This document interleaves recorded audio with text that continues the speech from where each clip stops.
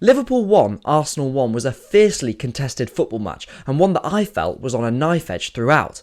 And in today's video, I'm going to tactically deconstruct the entire 90 minutes, including Arsenal's out-of-possession approach, how Trent Alexander-Arnold forced Mikel Arteta into changing this, the difference as well in Arsenal's in-possession performances against the Liverpool press from the first and the second half, and the difference between those two, and then why the duel was arguably the most important aspect of the game yesterday. Welcome back to the Harvey Gratian YouTube channel, and with all this to come, let's get straight on with it. We're going to start with Arsenal's initial out-of-possession plan, and how it was forced to adapt, and how this was all based and focused around the role of Trent Alexander-Arnold. Arsenal, of course, set up in their hybrid zonal / man-to-man structure, which verges on a 4-1-4-1 or a 4-4-2. In the game yesterday, Havertz and Martinelli, interestingly, were the ones joining Jesus up front in the front two, because it seemed as though Jesus, I think, was tasked with marking Virgil van Dijk specifically. And when we could form this high or mid block, Zinchenko followed Gakpo or Szoboszlai, and Gabriel moved outwards to defend Salah in the channels. And of course, this is to mitigate Salah in isolation against Alexander Zinchenko, and Gabriel is one of the best channel defenders around, that low centre of gravity despite his height and those bustling, powerful legs, those quick changes of direction. When we were not man-to-man though initially, we always wanted to keep a +1 on the last line because of Liverpool's transitional qualities, and Havertz was left with often marking two players, often marking Trent, who tried to invert normally into midfield from right back at the start. Before then, Havertz joined Jesus to press the other centre-back. Now, marking Trent was the key for Arsenal, with Martinelli starting on him if he stayed in that nominal right-back berth, switching markers to Havertz then, when Trent moved in field. And Arsenal communicate these changes in markers very well, and have done throughout the whole season. And this mixture of man marking in a hybrid zonal system is one that Arsenal fans have seen a lot this season. For example, Karlstrom Mines back to Manchester City at home, Ben White marked Phil Foden in between the lines, Jesus followed Gvardiol into the last line, matching up with City's sort of attempted central overload as well in the deep build-up. However, although Arsenal initially matched up really well against Liverpool, they did change something, and it was Trent Alexander-Arnold. Liverpool moved from more of a 2-3 shape to a 3-2 build-up in settled play, but the key was Alexander-Arnold dropping in between Konate and Van Dijk and becoming a sort of a quarterback figure. Endo also did this as well, but it was when Liverpool were looking to play through the phases. And despite Arsenal's dual capacity across the pitch, I think it's obvious Zinchenko is the only weak player in sort of a vulnerable zone. And by bypassing the second phase with sort of Trent's quarterback-esque passes, Liverpool could try and catch Arsenal out and isolate Salah against Zinchenko before the block had time to sort of switch markers and move Gabriel out wide to mark Salah. And this even happened when Arsenal were nice and compact, and I think this just shows the power of Trent. Sometimes there is an unstoppable force in another side, and his creativity, even when, like we were saying, Liverpool were overloaded in the last line, like they often were yesterday, makes it so difficult to defend. And I must say, Zinchenko did try to meet Salah higher all game and negate him running at him, but it's almost impossible to do this, especially with Trent in that quarterback role for the whole 90 minutes. I want to quickly have a tangent and talk about the dialogue on Zinchenko, because for me, I don't really care about it. For these games, he's not first choice anyway. It's unfortunate that he's only the real left back available, because of course we've talked about how Timber rolls technical security and athleticism into one, and Tomiyasu has been exemplary against Mo Salah in the past. And sort of the lack of, or the lower dependency we now have on Zinchenko in the build-up, with Odegaard moving deeper, with Rice and other inverting options, means he just isn't the first choice anymore. So that's why the whole discourse around Zinchenko feels a bit novel and forced for me. But now that Trent was starting to open up the pitch, this forced Arsenal deeper, and they couldn't go into a man-to-man press with reliability, so they remained in their zonal shape. And in the build-up, Jones and Endo, I think, constantly occupied those pockets in the Arsenal zone, which surprisingly caused a few problems. Havertz's shadow marking has been immense all season, and I've touched on how he had to do a dual marking job yesterday, and he did a great job yesterday of minimising Szoboszlai's involvement. But Endo and Curtis Jones had nice, I think, linear movements when both were in the pivot to evade the shadow marking of Arsenal. But overall, though, again, it was a very compact and physical zone from Arsenal as per, and Liverpool really struggled to play through and also sustain pressure, and this is what they struggle with, sort of with so many direct profiles in their squad at times. They're sort of reduced to Trent's playing the ball into the channels, which is an instant killer type, a brutal creation method. But Arsenal out of possession would still have been very happy with how they limited Liverpool's involvement in playing through the phases yesterday. They were as compact as we would expect them to be. What was interesting as well was Bukayo Saka was tasked with marking Kostas Tsimikas instantly in Liverpool's 4-2-4 build-up yesterday, not inverting onto the centre-back as we weren't always in that man-to-man press, and Saka refused to follow Jones into the pivot because this wasn't his instruction. So in Liverpool's settled possession, this left Arsenal more in a 5-3-2, and this led to Liverpool having more of the ball in that first half. I think Tsimikas' injury was actually a bit of a blessing for Arsenal, as of course Joe Gomez isn't a natural width holder like Tsimikas, and of course isn't left-footed, meaning he underlaps more and is more of a box crasher from fullback.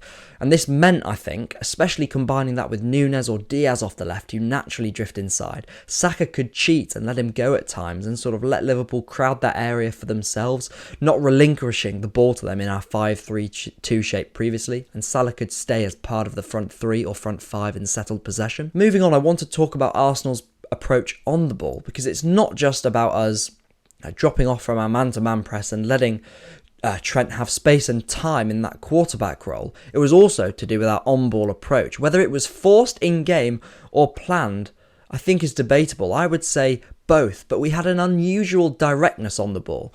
And Arteta was certainly more than happy to enter a transitional game with Liverpool, who have been the best around at that for probably 5 years now, and at Anfield. I think with Zinchenko there, of course, there's always an element of us wanting to have a control scheme, and that was taken out of the picture until the second half, as I'm going to get onto. But being direct in nature is not something any of us would have expected to the degree of yesterday. Of course, we know we've experimented with bypassing the second phase at times this season, trying to make more of Martinelli as an outlet as that wide free man off the left, playing over aggressive presses to Kai Havertz or Jesus in between the lines, clustering areas to win second balls and dominating space in a matter of moments. But this has always come as a subsidiary and very secondary to control. And it shows, of course, we have many different game plans to approach games when things are taking slightly out of our control. And we still did relatively well in that first half yesterday. We stayed compact, like I've said, but I must admit I was very surprised, as controlling the game with the ball is where we can gain a bigger gap relatively to Liverpool. But I want to touch and move on to the second half now, where the dynamics, I think, started to change, certainly from minute 55 onwards, as we've seen by the field tilt. And it's Arsenal searching for control, trying to take advantage of a decompacted Liverpool zone out of possession. Because of course, Liverpool press in that 4-3-3 with their two interiors often jumping and joining alongside the centre forward to press the ball. Szoboszlai and Jones and Gravenberch all do this with very good intensity. And for the first 10 minutes of that second half, there were high turnovers and Arsenal were only allowed 6.4 passes per defensive action. And that's very good from the Liverpool press. However, a staple of Liverpool out of possession this season has been mistimed jumps or a lack of harmony between the counter press and defending deep. And when we compare this to Arsenal, whose egos I don't think are affected at all by having to defend deep with 11 men, this is, I think, a difference defensively across the two sides. And of course, Anfield allows the intensity of the press to be more consistent to some extent. But Liverpool's zone, before they switched, I think, to a man-to-man, was fairly uncompact, and across the whole game, Zinchenko and Odegaard's technical security was unusually low for the pair, a trend that I think has actually crept into Zinchenko's game of late, maybe looking to do slightly too much on the ball. But with Zinchenko inverting, and being able to do so with much more reliability in the second half, Odegaard as well starting in that pivot in Arsenal's 4-2 build-up, and oftentimes staying deep in almost a 3-3 to try and help dictate attacks, gain control of the ball for Arsenal and control the tempo and the rhythm of the game. Arsenal had the structure to bypass the Liverpool press. We often saw Odegaard or Rice drifting to the right and left, combining with the fullbacks, the centre-backs and wingers, creating a 4v3 out wide, similar to what Manchester City did against Liverpool at the Etihad, waiting for jumps and being composed to try and find the free man and a way out. As I said, Liverpool's 4-3-3 shape was really uncompact at times, so as Arsenal grew in composure and started to play through the press, I want to here show a little example of this, where we form a 3-2 build-up shape, and the pocket for Rice to operate in is absolutely massive, and neither Gakpo or Diaz really have the correct angles. Rice then puts the ball through the lines to Odegaard, who's been allowed to drift higher. Jesus has taken advantage of the space in between the lines, as he does so well, clustering then around him to ensure we win the layoff and find Martinelli, who's that wide free man off the left. And realistically, Martinelli should do better here, but it's a really nice pattern of play for Arsenal, and it was a growing theme in the second 45. I want to highlight Declan Rice here and how integral his presence was for settling us down, because let's say if we had Thomas Partey in the six in these situations, his tendency to become far too vertical would incite more and more turnovers, and it's just what Anfield has fed off in the past. But obviously we've got Declan Rice now, and he has the perfect temperament for a number 6, that mobility to constantly offer in the pocket and between the centre-backs, and once again was nicely progressive where he could be yesterday, with switches of play, passes fired through the lines to Odegaard mostly in that right-hand-sided half space, and again was imperious in the duel. And this takes us nicely to the topic of the duel, which I think epitomised the game yesterday,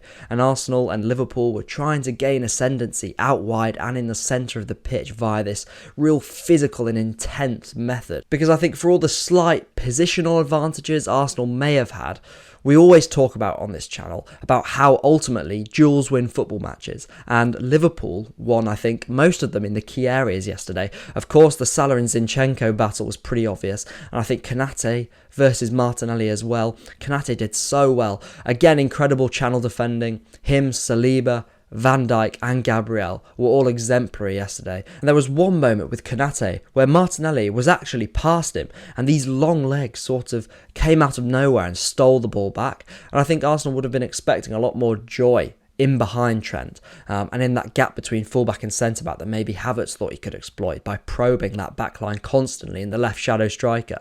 But Konate and also Szoboszlai, who tracked back, plugged it really well. I thought Bukayo Saka, of course, had another strong performance yesterday. He was the main guy to open the pitch up for Arsenal, especially with switches of play, but he didn't quite dominate Joe Gomez as we probably expected, because we didn't have that sustained high possession as much, and it's probably another example of left-footers finding it trickier against right-footed fullbacks, a la Arteta has done with Tomiyasu, also with Timber against Manchester City, Pep with Akanji, for example, even though Saka did well.